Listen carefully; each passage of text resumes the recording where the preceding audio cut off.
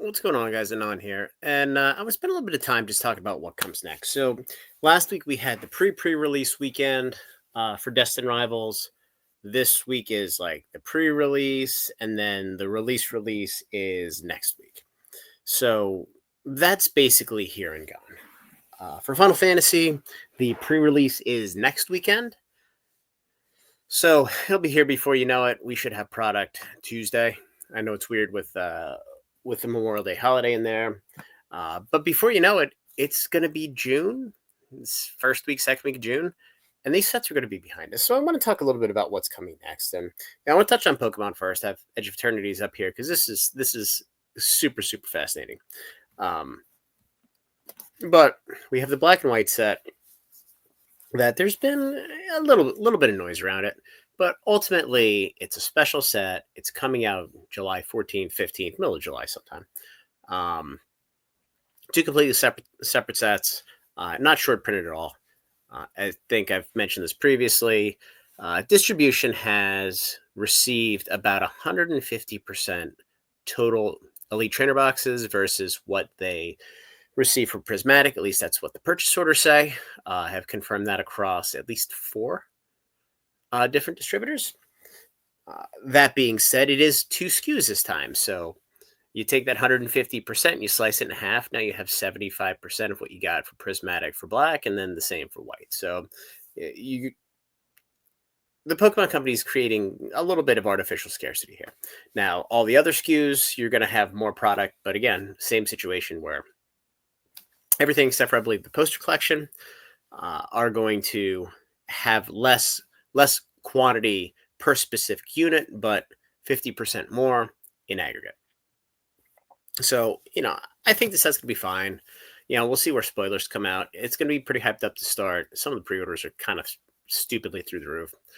But it's probably going to come back to earth, I'm guessing, by the time it releases. And we could see probably between 75 and 90 bucks on the ETBs. It's probably going to be pretty much of a max pain point where, scalping shouldn't be possible. And then the whole scalping and the whole restock notification business is just going to die a quick death as we get into, again, in my opinion, we get to MEO 1 in September.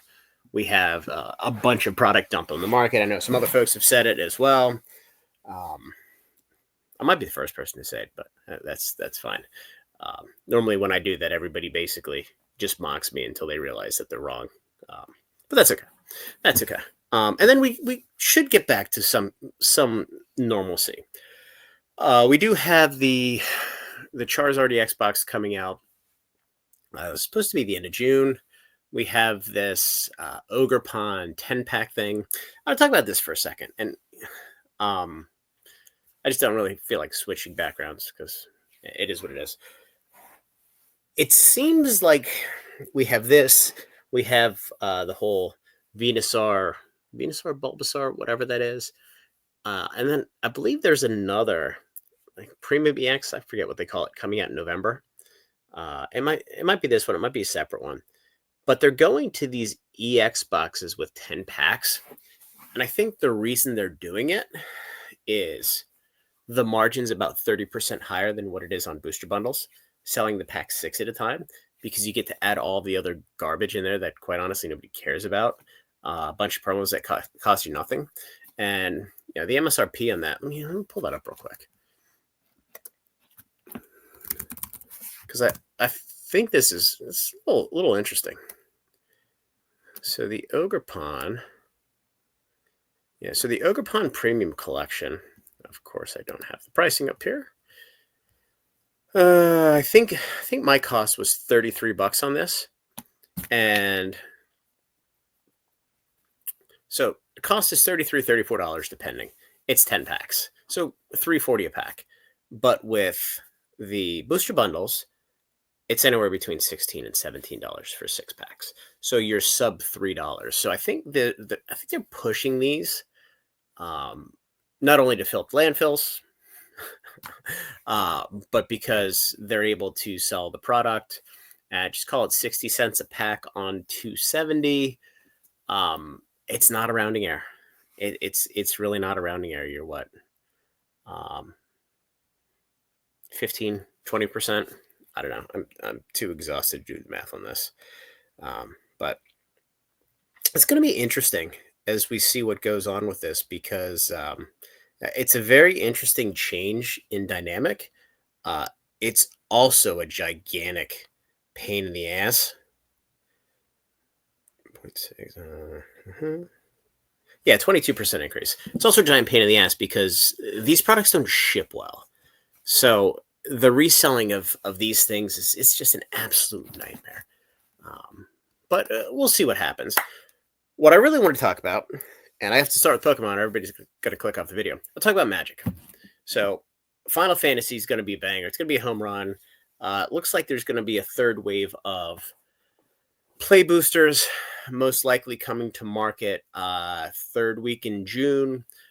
There, it is a stone cold lock that Hasbro is going to get them to distribution before the end of their quarter, so they can count the sales. You can bet your ass you're going to start seeing Amazon dumps of all of this stuff. Play boosters probably at $175 on Amazon, $165 on Amazon, and just watch these guys completely just rip the market's face off and maximize how much they have. In fact, I wouldn't be surprised if the if distribution is this tight because they've held a lot back because of this. Now, whether they have the wherewithal to realize that or not, I tend to think they probably do. You know, they make a lot of stupid decisions, but they've made a lot of good decisions recently. Some stinkers, but you know, they can't all be gems. So we have Final Fantasy that everybody's going batshit crazy for. Then we have Spider-Man in September that everybody's going batshit crazy for. Then you have Avatar. I don't even know what to think about that. You know, Weiss did a set right as the COVID bubble was kind of winding down, and it was just an absolute shit show. I don't know about the IP. You know, U.S. based anime, if that's what you want to call it. It's a little weird. I mean, I'm not an anime fan. This is just what I'm what I'm told. It's whatever. But then you have this set of Edge of Eternities that's sandwiched between probably the two biggest sets in the history of Magic the Gathering, between Final Fantasy, Spider-Man. I mean, Lord of the Rings is shitty IP in my view compared to these two. You know, some people might disagree. If you do, you're a bigger nerd than I am. But Edge of Eternities, I look at this and I think of Tarkir, right? And I say that from the standpoint of Innistrad Remastered came out and cratered. Aether Drift came out strong and then post-release cratered. And Hasbro came out and they released spoilers and they started pushing Final Fantasy days before they even started pushing Tarkir. So Tarkir would have been an afterthought anyway. But Tarkir was like kind of the redheaded stepchild, just, you know, sit in the corner, shut the fuck up, and, you know, you'll get your turn and whatever. So store is way underordered. And, you know, we see that with the price of the collector boxes. So I think Edge of Eternity is going to be even worse than that because you have stores that are going to be strapped for cash now. You know, I've heard 60 to 80% of LGSs are already, you know, this is just, it's a little bit of hearsay from folks, but they're already asking for extended payment terms because you have to pay for Destined, you have to pay for Final Fantasy, which is, you know, 150% of the cost of normal, actually a little bit more. At the same time, right at the end of the month where you have rent coming due, mortgage, lease, car payments, all that stuff's coming due. And it's going to create a massive cash crunch that if these stores haven't managed things appropriately, or, you know, even if they have pre-sold a lot of this stuff, that cash may be going out of the business. And it becomes a problem on taking delivery of this stuff. So you're going to have this situation here, and then you're going to have Spider-Man in September. I was initially really, really negative on Spider-Man, not because of the IP. I know Hasbro is a public company. They're going to do whatever they can to hit their bonuses. You know, get their stock bonus, get their cash bonus. They don't give two shits about the IP or the game as long as it works. In fact, the people that do just kind of get pushed out of there, from my understanding. But The fact that we're seeing all these print delays on play booster boxes, which are 100% legitimate, gives me a little bit of comfort that they're not going to print the shit out of everything and completely flood and tank the market and destroy it. The other thing that I think is on the stock images of the collector booster boxes, it doesn't reference serialized cards in Edge of Eternities or Spider-Man. I am starting to come around to the concept of they're going to have their one showcase serialized card in those sets. It's been in for the last 5 sets now. Let's see, 1, 2, 3, 4. Yeah, the last 5 sets starting with Innistrad Remastered. Holy shit, time flies. And I don't see why would you change something that works. Now again, you had Innistrad Remastered, you had Aether Drift that they weren't hits, but let's not forget both of those sets sold extremely well going into release, and then they kind of fell off a cliff after the fact. So what they're doing is working. I don't see any reason why you would change it right now. And you look at again, getting back to the stores, and then I'll move on to the next point about Edge of Eternities. Stores are going to be strapped for this, and then they're going to have all summer where everything is just completely dead. So you're going into Spider-Man, where I think stores are just going to struggle. They're going to be cash poor. Smaller stores, bigger stores are just going to print money. But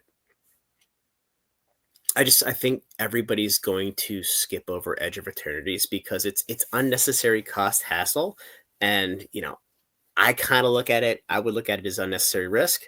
I'm not sure that most of the LGS owners look at things that way, but I see a set in the summer slot, which was the Blueburrow slot last year.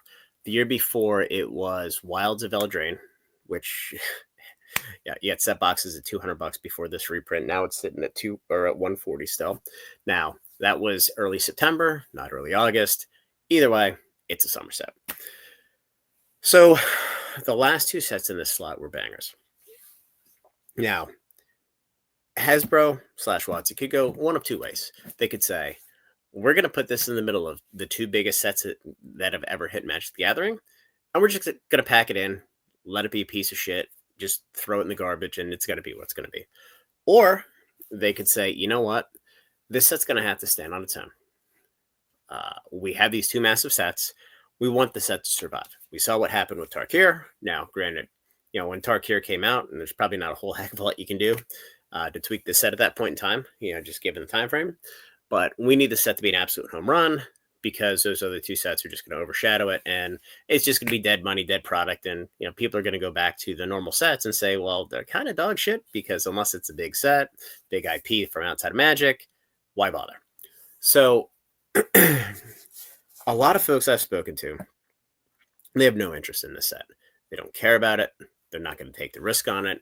They're not going to buy it.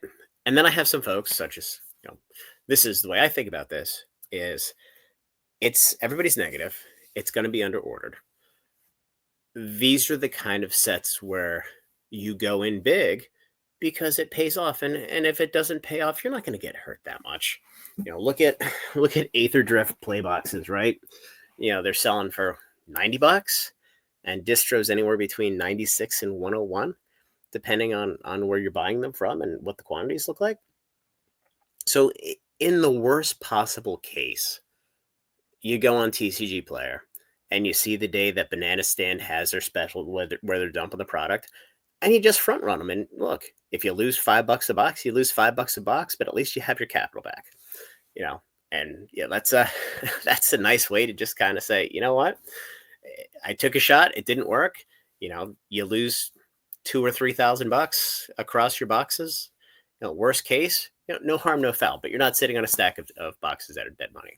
And that's after all the spoilers come out, because look, people are going to buy the boxes. People are going to open the boxes. But again, I'm in this pretty big. This is the biggest set that I think I've ever ordered. And we went in big on play boosters, actually double what we're going to end up getting for Final Fantasy. So, we're moving them on the website to members. at $100 a box.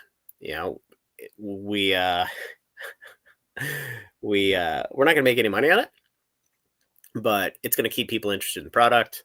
It's going to help us with getting spend up, and it's going to help people get boxes at about as cheap as you could possibly get. And we'll offer case and multiple case quantities just available for members, at any point in time. But yeah, the collector boxes of this are going to be interesting. Now, let's look at the products just very quickly.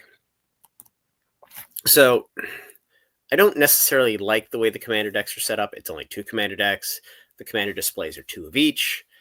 That did not work out very well with Aether Drift, but that again could have been the set itself. You have the collectors here; they're just completely unmarked. If you go to the detail on the collector boxes, it says you could pull a showcase card, which is the rarest of them all, or something like that. Well, they've been talking about their serialized cards as the showcase serialized card, or the showcase card in the set. So I've heard the verbiage enough to kind of associate the two. Could be totally wrong, but whatever. And then you have the regular bundles and pre-release. So it's not a lot of SKUs. It's pretty simplistic. And again, I think they're going to have to make it a banger of a set. And I think it's just going to be so grossly under ordered that the singles, if the set is anything, it's going to go through the roof because there's not going to be that much of it out there. And getting back to the prior conversation with the play boxes, if they're struggling to reprint Foundations, Bloomburrow, Tarkir, Final Fantasy, at the same time they're ramping up for Spider-Man, it's gonna be a small print run. You think they're printing 60 to 100,000 of these for every distributor, each of the 5 that carries Magic right away? Probably not. It's probably going to be much smaller wave 1, wave 2 as they can. So again, I think it's super fascinating. I think it's worth taking a shot on. Again, hit up the Discord. Membership's $14.99 a month. We're gonna get pre-release or pre-listings for these at $9.99 per box. You have to buy a case. I'm not sending individual boxes for $100. It's $55.99.99 per case, and we're able to compete with all the big sellers out there.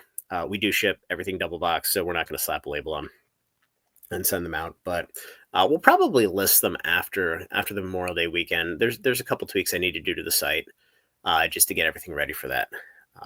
But anyway, guys, I want to talk about Edge of Eternities. It's super interesting. Nobody's talking about it. I don't expect anybody to talk about it. But between the fact that it's going to be an afterthought between 2 massive sets, it's in the Bloomburrow slot, which has been an absolute home run, and then the Wilds of Eldraine slot last year. I just think it's going to be the risk reward, in my view, is definitely worth it. So anyway, guys, like the video, subscribe to the channel, join the Discord. Again, we have play boxes coming for $600 a case, $599.99. So anyway, guys, have a good night. We'll talk soon.